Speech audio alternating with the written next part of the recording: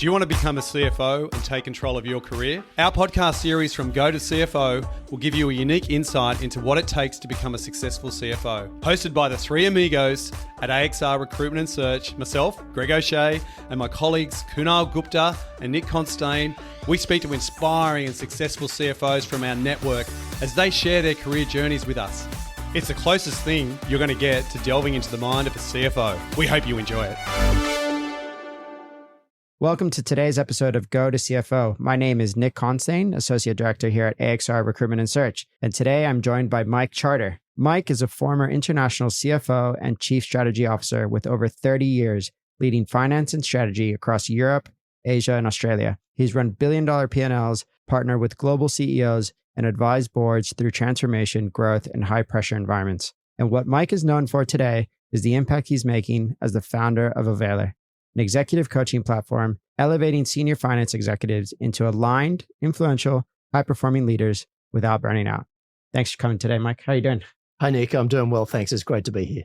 It's so good to finally get into the studio to chat. I know we've been talking about this for a little while. We have. So just to kick things off, can you tell everyone where you're from? Where'd you grow up? Yeah, sure. I'm from Sydney. I grew up in the northern suburbs of Sydney, but I have had an international sort of life. I've lived overseas in a number of countries, but Sydney's definitely my home. Yeah, I know. We'll get into your journey to some degree. Just to ask you a few questions, just if you don't mind giving them a little bit of a flavor of what that international journey was. Yeah, of course. I always wanted to take the blinkers off, let's say, of being based in Australia and experience the world. I love traveling. And so my first job overseas was working in the UK. And I spent 3 years there working in the telco sector, doing a combination of finance and systems implementations and finance management work, as well as strategy and some strategic planning work. And I did some really cool stuff over there that took me all across Europe. Systems implementations like SAP, things like that. Yeah, awesome. And so you've been a global CFO and now you're a coach, which is obviously a little bit different. Yeah. And you're coaching some of the top finance leaders in the world. What was the moment that you realized,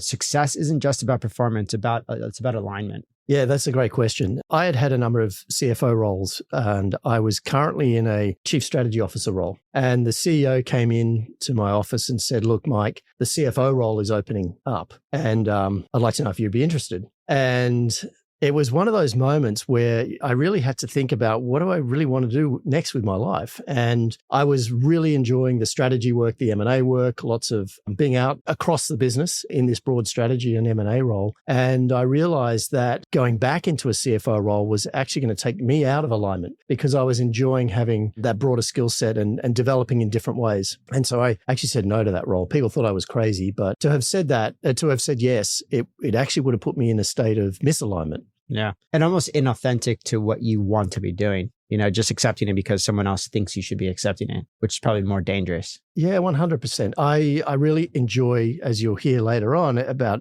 adding value. And I just saw this was an opportunity for me to add larger value. I was with AstraZeneca at the time in licensing new drug opportunities, acquisitions, and making drugs available to Australians that were maybe not available already because they weren't listed, and we could bring those drugs in from other companies and license them in. Okay. And so I guess looking back, what were the signs that you had outgrown kind of that corporate game? Because the decision ultimately was between that role and then starting AVAALER. Is that right? Actually, no, that was back in 2015. Oh, okay. Yeah, so I did actually have a stint where I started AVAALER as a management consulting business and a sort of strategic CFO advisory business. Okay. And I ran that for 3 years, but the model didn't feel right for me. And I ended up taking on a role at Blackmores as the chief strategy officer.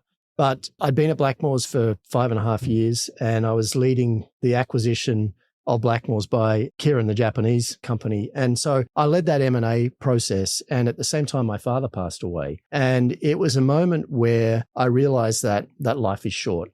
And I had entrepreneurial ambitions. I'd hit my corporate career goals, but what I really wanted to do was start a business that was really in my area of passion, which is unlocking human performance for massive impact. And that was the decision I took then. My father was the trigger for that, actually, realizing that there's something else I needed to do with my life. Yeah. And so what was that decision process like? I mean, it's obviously not easy to step away from corporate world where everything's kind of, it's not safe, but safer than, being an entrepreneur and starting your own, your own business. I'd had this nagging at me for a long time. And the acquisition and my dad passing just made it clear I needed to do this. It was actually a calling, really, Nick. Yeah. That sometimes you need one damn good reason to do something, and that ignores, all of the 10 reasons that might keep you from doing it. People thought I was crazy. They're like, Mike, you're leaving this big role. Why? And then I explained about my mission and my vision around wanting to really help people unlock their performance at a really deep level. Yeah. And people said to me, look, Mike, you have to do that. That's so you.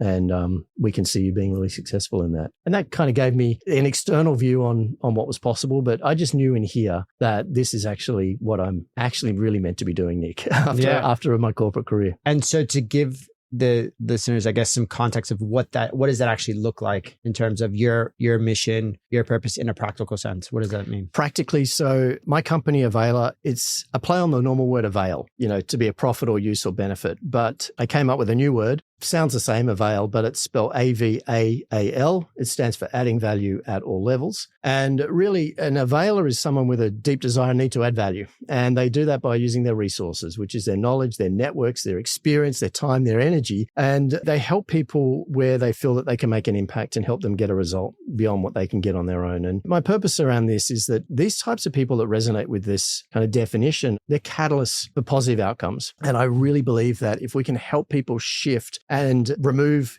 some limiting beliefs and self-doubt and use their powers for good, they're going to go and do amazing things and show up as secure role models at work, at home, and in their community. And that's what I'm really passionate about doing. Yeah. And I think having been through the program and knowing it's not only the corporate side, which I found really important, it's how do you show up at home? And I think when your life at home is going really well, it's actually, you're in a better position in your professional life. Yeah, you're exactly right, Nick, because, there's more to life than work. Yeah. And when we are thriving and when we're living really in alignment with who we are, that's when we actually get into flow. And when we show up authentically at work and we can show up authentically at home, that's when, we bring the best of ourselves across those different areas. And let's face it, your family doesn't want you coming home at the end of the day, sitting on the couch and going, I'm exhausted, I can't talk to anyone. Correct. Like they want you, the best of you at home as well, right? Yeah. And so that's what this is about. You can't succeed at work if you're not balanced at home. And health is another key part. If you don't have your health, you have nothing. Yeah. And so we also focus on ensuring that people are aware around making sure they're in a good state of health. Yeah.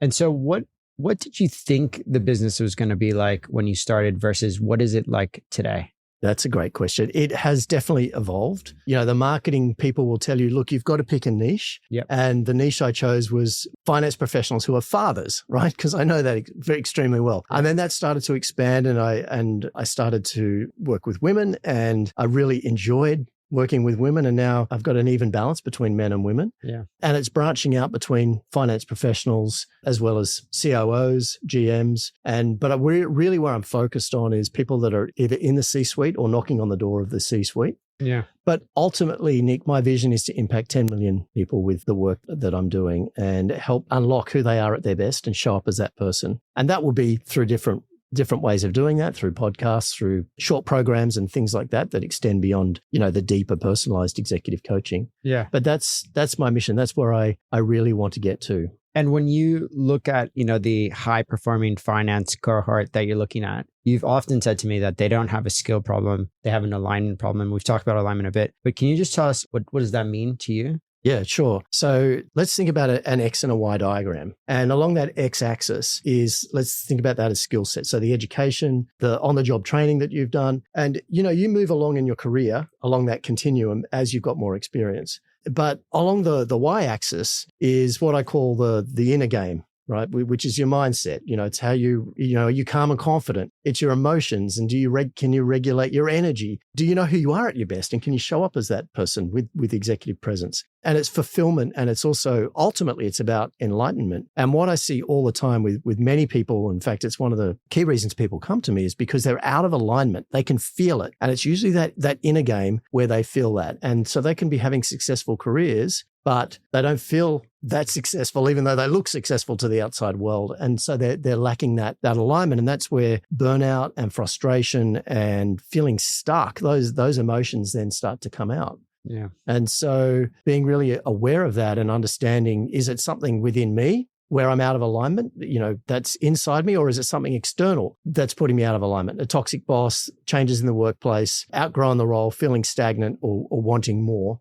Yeah. And that's what we really unlock. So a lot of the issue comes down to wanting to be back in alignment. Yeah. And that probably ties into the dynamic success formula that we've talked about. Can you walk us through what that is and why understanding the actual formula, why it changes the way leaders approach their career? Yeah, of course. So I came up with this simple formula. I call it the dynamic success formula. And essentially, you are where you are today and I am where I am because of the things that we've done that have got us here. Yeah. So some of those things are positive, some are negative, some are multipliers, and some are divisive. And then luck has played a role too, right? Good and bad. So when you think about the positive and the negatives, think about those in terms of like skill set, if you like. And so they're the things that you do in your role that allow you to be successful within that role. The fact that you've got the education and you've taken certain roles and you've got a certain skill set. There'll be negative things though that you do that hold you back in your job as well, right? Absolutely, yeah. So that's kind of the skill set box that I was talking about before on that X and Y axis. The multipliers and the divisive factors, these are the real amplifiers though, because there are things that you do that help you not just in your role, but help you in life. So if you're an honest person and you're likable and you've got integrity and you've got passion and commitment, those are going to be all amplifiers that help you in your role. But you might also have some divisive factors, which might be maybe you're lacking confidence, maybe you drink a little bit too much or you don't get enough sleep, or which inhibit your ability to be a high performer the following day. And so those divisive factors can amplify us in the other way, right? And that's where that whole inner game comes into play. So the dynamic success formula, once we know that, and as finance people, we can wrap our heads around a formula, but once we know that, we can also think about where do we want to go in life and how can we reverse engineer our formula so that we can get there. And that's what I really love doing with my clients is figuring out where do they want to go. I help them unlock that. And then we look at what does the winning formula look like and help them with the blind spots and what needs to change, because you change one thing in that winning formula and you can change the outcome. Yeah. And that's why it's so powerful, Nick. And is that when you reference hitting a plateau, like where some people hit a plateau or feel like they've hit a ceiling, but then there's other people that you probably meet that seem to break through that ceiling quite quickly. Do you think that understanding that formula gives them then the capabilities or understanding of why they may have not been maybe overlooked for an opportunity? Yeah, this is definitely part of it. So when people hit a plateau, it can be for many reasons. They might be lacking the hard skills in the education and what they need there. But often when they hit a plateau, there's a few reasons. One is that they are showing up as a respected operator and they're trusted. They're delivering the numbers, they're in control. But for them to break into the next level of strategic leadership, it means that they actually need to show up in a different way. It's not good enough to be the respected controller. Firstly, they have to change a bit around their identity and how they're showing up.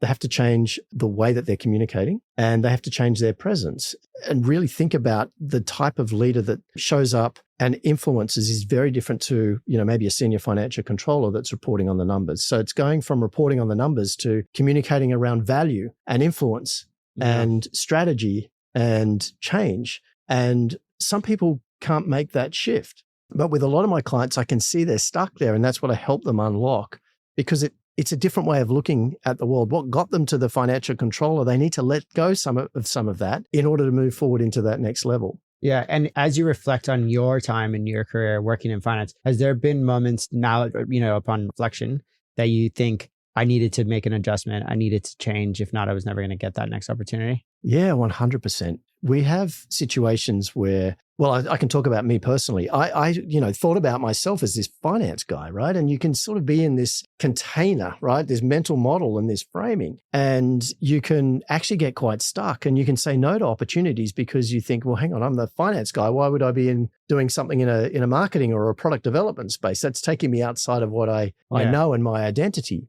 And so part of helping people step into that broader space. I've got a client at the moment who works for a very large company, international company, and he was a bit locked around thinking, I'm the finance guy. He's been offered a position in operations, which will fast track him to general manager, which is where he really wants to go. But he was thinking, no, I've got to go down a commercial finance pathway. Once we're able to get him to recognize that he was a bit stuck in that mindset, he can now see that he's going to be a fantastic operations guy. People have already told him he would be strong there.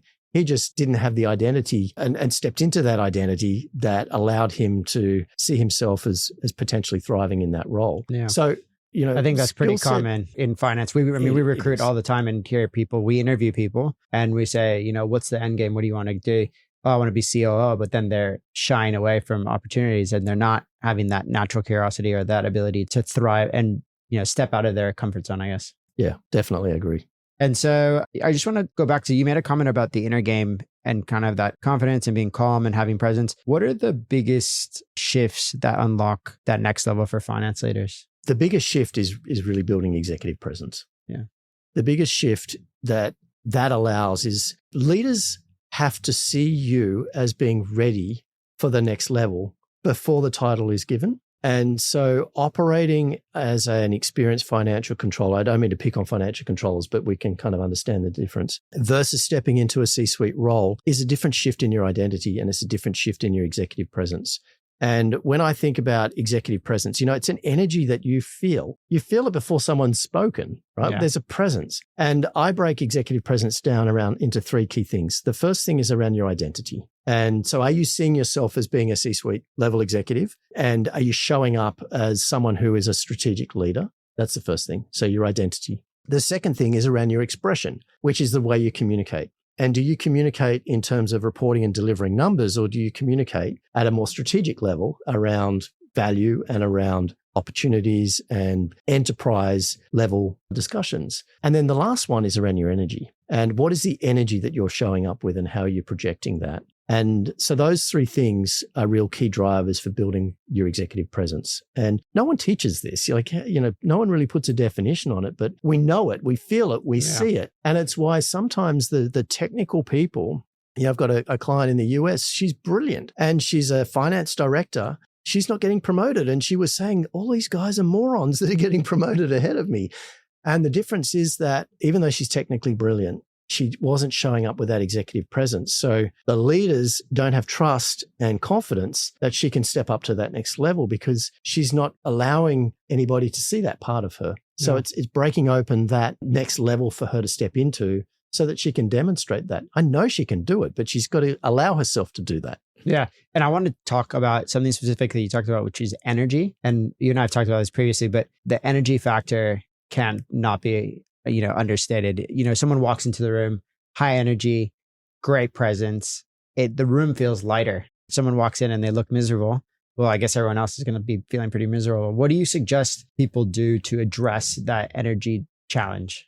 Yeah. I mean, there's a few simple things that we all know around, sleeping well, eating right, and making sure that you're looking after yourself. But stepping into a room is a state. And what I advise, and I take all my clients through, you've experienced this, is when you connect with who you are at your best and authentically, really grounded into your nervous system who that person is and how they show up, that becomes a state that is really powerful and really authentic and it's genuine. And you see these people, that energy it's like it's magnetic. Yeah. They're not faking anything. It's the real them. And that's the difference. When you show up with authentic executive presence and authentic energy, then you can enter that room in the right state. And so what I do with all my clients is we take them through a process of how to build that in. And one of the key things is you just take a minute before you're stepping into the meeting, whether it's a boardroom, whether it's a Zoom call or an important meeting, and you're locking in on that best version of you and how they show up, what their energy's like, and you just show up as that person. I mean, I know it sounds simple, but it is actually that simple once you're dialed in and locked in on that person. And that allows you to choose a response in those meetings that aligns with the best of you, rather than a response that is maybe something lesser than you would want to respond. And, we're all in high pressure meetings. And if we can enter that in the right state, we make decisions through that lens of how the best version of us would actually respond in that moment. And we're really just living as that person. And that's the most anybody can expect of us. Yeah. And that applies at work, but it also applies at home and in our community. Yeah. And I think the part of applying at home is a valuable comment, because how many times have someone come home from work and just been absolutely exhausted and their kids want to engage with them and they're just, not engaging. So if you can manage that or walk in the door and just have a moment right before you walk in and get yourself a bit showing up in the right state, I think it would make a massive difference. 100%. And one of the key ways to do that is, for me, it's my keys. When I get out of the car and I'm walking to the front door, my keys are putting me into that state of, Mike the husband, Mike the father. And so when I walk in the door, I'm that guy. Yeah. And it buys me a moment to just get into that state and show up as that person. It buys me time when I walk in and the kids are, bombarding me that I can react in the right way. Correct. Yeah. It just puts you into that state. But the other thing that I really love about this discussion is that at the end of the day, we can also take a minute before, shutting down our brains and getting into bed and just flip through our day, like flipping through the pages of a book and saying, how did I go today? Did I show up as the best version of myself? At work, you scroll through very quickly those meetings with my family, for myself, and you're not looking to punish yourself or be critical of yourself. You're doing it with compassion and kindness. And it was, you can be saying, well, hey, actually, I wasn't super present when my wife was talking to me about X or Y. I should have just said, hey, I just need a minute. I've just got to get something out of my head. My wife, I'm sure, knows when I'm not present. And I could have just taken that minute. But that's a data point. And then tomorrow's a new day and we get to apply ourselves like that again. Yeah. And so I guess in a setting with clients and kind of your experiences over the last few years, the identifying that leadership gap, we talked already about lack of presence or executive presence and kind of energy and all those things. So why do you think that many finance teams struggle to move from being, that value reporter to value creator? I think that finance people innately do want to add value.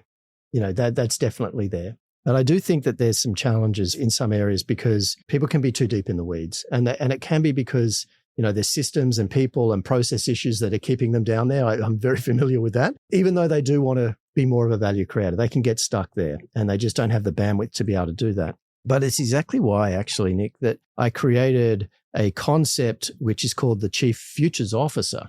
And it's not a role, it's just a concept where, the days of, being a trusted advisor to companies goes beyond, obviously reporting on the numbers. It's looking down the road, what's around the corner. It's thinking around scenarios and risk and using that kind of language and thinking into the future rather than looking in the rearview mirror. And it's being able to take a holistic view. And this concept of a chief futures officer is very much about stepping into that mindset. It's around thinking through a different way. It's around a different way to communicate, the different language and a different energy and how you show up. Around the boardroom, you use different language and data points to reflect a slightly elevated version of you, which allows you to focus on value creation and looking through that value creation paradigm. And so if we can help people figure out, how they can delegate, how they can improve the system so that they can really elevate, create mental capacity to be thinking through the value creation lens, that's when people can really start to tap into that. And that's what this Chief Futures Officer kind of mindset, and there's a guide and a framework, and I teach people on how to do that because then they can really easily apply it immediately. And most of the people I'm coaching are CFOs, FP&A directors, and finance executives. They want to play in that value creation role. And it's just giving them a tool set to be able to spend more time in that space and figure out what to delegate. Because when they're delegating, they're also bringing up their teams. And those teams are then taking on more responsibility at an elevated level, which allows them to grow. But today, we need to be focused on creating more value, especially with changes in transformation, technology coming at a very fast rate and AI and all of the things that we all know. And so how do we create value in our roles as senior finance people generally? Yeah. Leveraging that technology, but doing it in a way that allows us to be very strategic, work in an aligned way with boards and key stakeholders, and bring the discussion through that finance paradigm that some of those stakeholders aren't used to looking through. Yeah. And I think that ties in well with the mentor network that you're building at the moment. So I think from what I understand, it's experienced CFOs and finance execs who want to give back. Can you tell us a little bit about what that looks like? Sure. Yeah. So you heard my definition about what it means to be an availer and wanting to add value at all levels. That's the first thing. I'm looking for people that really resonate with that. Typically, I'm looking for people that are senior finance executives that have a real passion to want to mentor and really want to add value and use their knowledge and help others rise. And the good news is there's quite a few people out there that really want to do that, especially as people are getting, more towards the end of their careers or their kind of corporate careers and looking at what they do next. Yeah. But these are people that, really have a passion for giving back are emotionally aware, have done some of the inner work on themselves that allows them to, quite seamlessly move between skill set and mindset and the inner game and be able to really understand where someone's at and help them remove some of those limiting beliefs and help see the potential in that person and be able to help them move through not just the next level, but levels beyond that. Yeah. So I guess that brings us to a point where I wanted to ask you about the knock-on effect or the ripple effect of the program that you've run. I'm keen to see what kind of transformation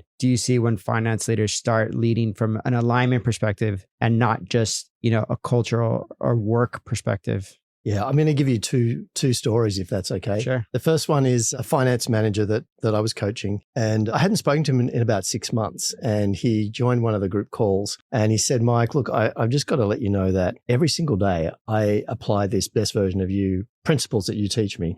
And he said, it has been life-changing because now, even after 6 months, he's doing this regularly. He said that it's the first time ever that a finance function has won the company's award for the best performing team.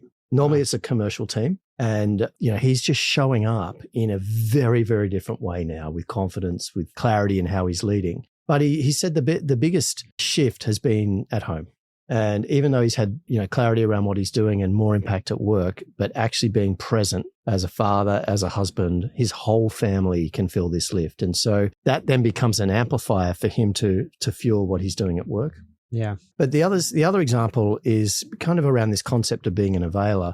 Very sadly, my mentor took his life back in 2016, and it really shook me.